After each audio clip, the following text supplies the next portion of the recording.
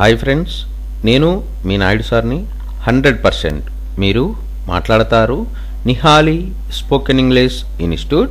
ఈ వీడియోలో మనం ప్రావర్బ్ ఈజియర్ సెడ్ దాన్ డన్ గురించి తెలుసుకోబోతున్నాం. ఈ వీడియో కనుక మీకు నచ్చినట్లయితే లైక్ చేయండి, షేర్ చేసుకోండి.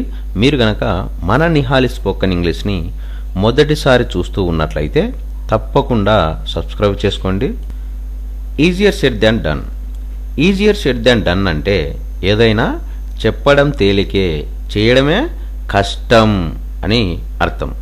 విద్య, వృత్తి, వ్యాపారం, ఉద్యోగం దేంట్లో అయినా సరే మనం తగినంతగా కష్టపడనిదే రాణించలేం. కానీ కొంతమంది మాత్రం ఓష్ పొలం దున్నడమేనా, ఎంత ఈజీనో, ఓష్ కారు నడపడమా, మంచినీళ్ళు తాగినంత సులభం అంటూ ఇలా తేలికగా కొట్టిపడేస్తూ ఉంటారు.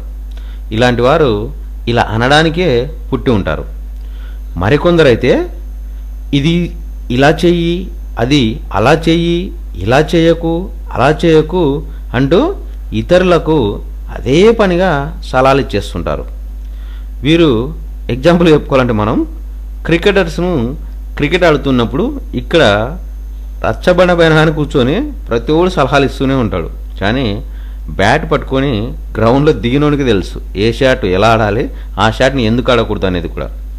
కాబట్టి వీటన్నింటిని గుర్తుపెట్టుకొని ఏదైనా సరే చెప్పడం అనేది తేలికే, కానీ చెయ్యడం అనేసరికి చాలా కష్టంగా ఉంటుంది అని ఈజియర్ సెడ్ దాన్ డన్ అనే సామెత మనకు తెలియజేస్తుంది.